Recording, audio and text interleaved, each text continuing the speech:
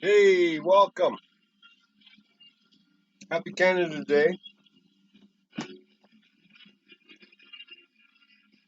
And 4 more days to my American friends. Happy Independence Day.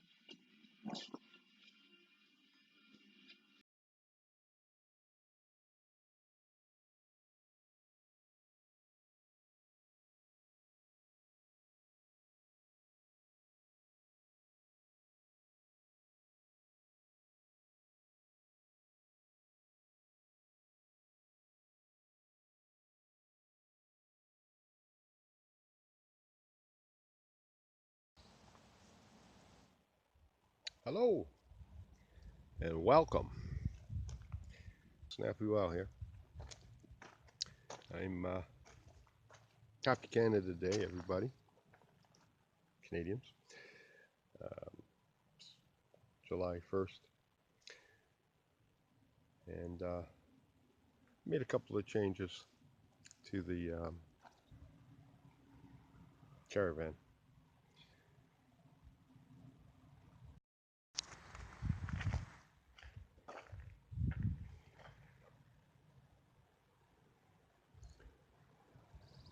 I'm camping in the driveway here in Brighton. That's going to be my home base, the RV there, and this is going to be for traveling. So I made a little change. I put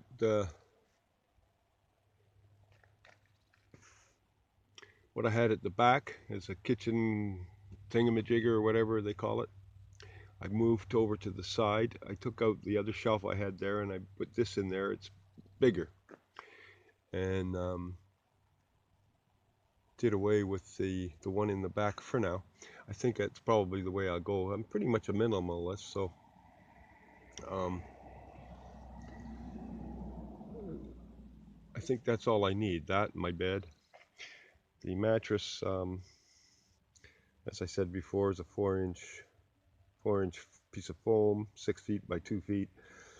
I wrapped my comforter around it, and then I stuffed it in the bag my sister made out of a sheet, and that's my bed. It's nice and soft, and that's a comforter if I happen to get cold. If it's hot, I'll lay on top of it naked, and if it gets cool, I'll get underneath it. Yeah, some pillows. Still got lots of space down here, and I showed you my reverse chair already, and I put up all the Reflectix for now. I got a little USB fan there. That that window opens up a little 3-4 inches, and then I can use it to suck the hot air out if I have any. I got my propane over there. Now I have one of those Mr. Buddy heaters for the RV that I use when I'm boondocking or whatever, but I don't think I need it for this little RV. I believe that the heat from the can always start the engine and get the van warmed up, and then if it cools off later on and I need a little more heat, I can just turn on one of these burners there, and that'll heat up this minivan real good. So I did away with the wood back big shelf I had here, um, because I think I can. My feet were getting underneath it too, so I wanted my feet free when I'm sleeping. I don't want to be kicking anything. So this way I won't. My feet just go to here, and this will be my storage. I only need a few things. So for electricity, uh, I have this 1,000 amp inverter, and what did they do with it? And because I don't have a house battery and I don't have solar or an actual generator, I got this GOOLOO jump starter power bank. So what it does is it'll jump start your car, of course, but it has attachments so that while you're driving, you can be charging it on your cigarette lighter. And then it has, you can charge it from this. It's got the cables for jump starting your car if you need it. And it's got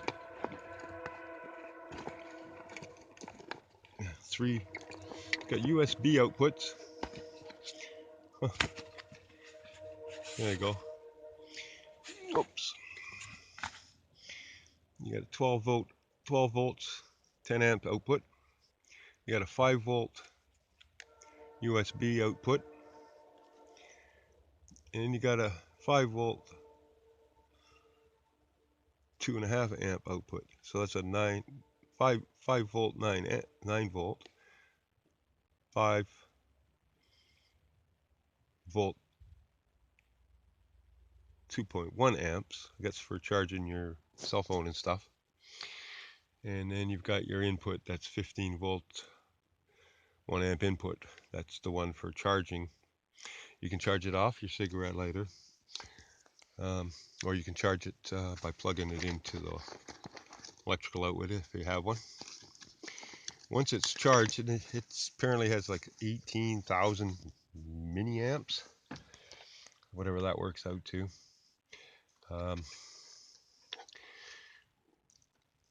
Nowhere did it say, but anyway, from the, if I want, I think it's about 500 or 600 watts from what I've been able to understand from other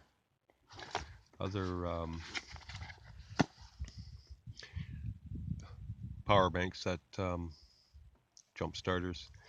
They're usually if they're over 1,000 milliamps, if they're over 12,000 milliamps, they're around 400 watts. So I'm assuming this probably is about 600 watts. And you know, running, it'll run that fan, it'll run my laptop, which I'll have over there, and I got it on sale for $89 Canadian. Amazon.ca.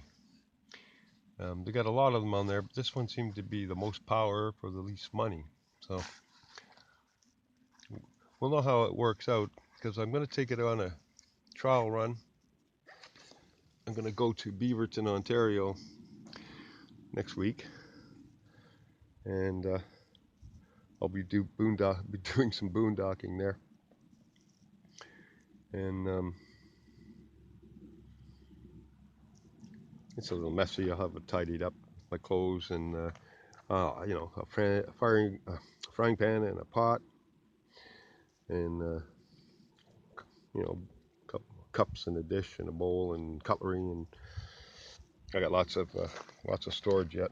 I've got these bins here. I haven't even put anything in yet. I got another bin over there. Here's my porta potty. And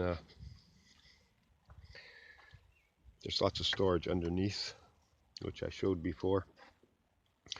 I've got a couple of tarps under there, and I have an umbrella for setting up on the beach or something. And the tarps are the one for going over here, and I got another one which I'm going to put here, which will come out here.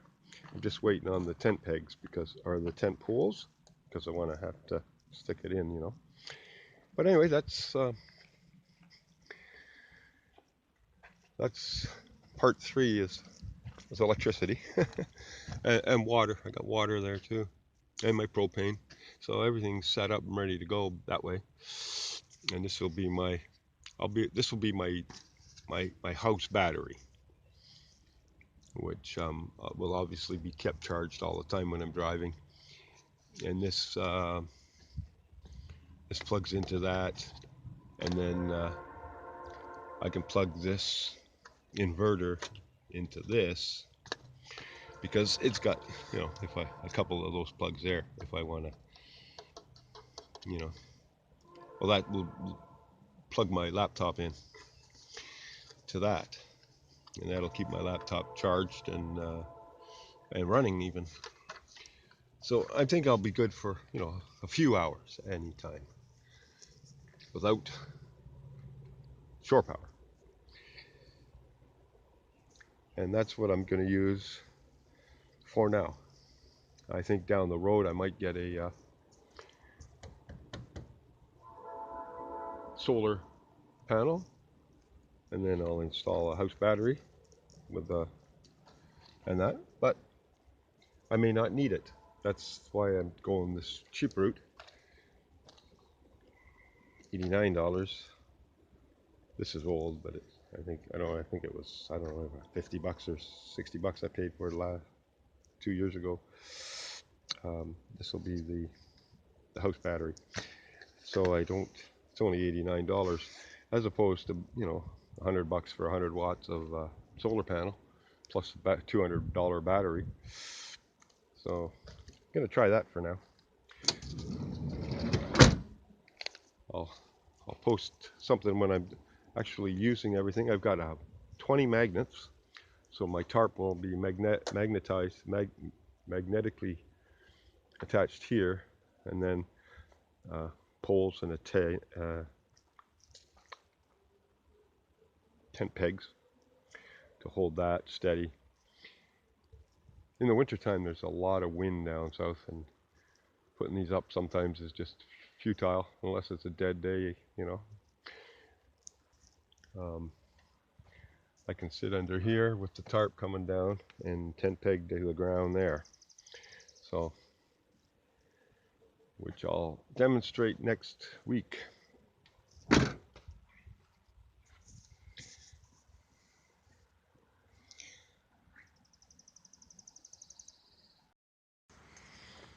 And there's still room for you, ask them. There's still room for you. Yeah, you've already been for a couple of rides, haven't you? Eh? Okay.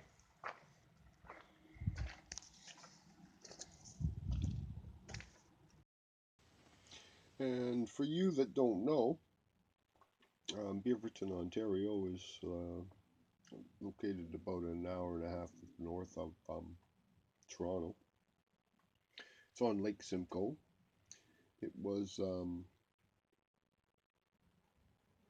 home to the making of a movie a few years ago called Jasper, Texas. It's a story of a young black fella that was dragged around town with a chain on the back of a pickup truck until he died.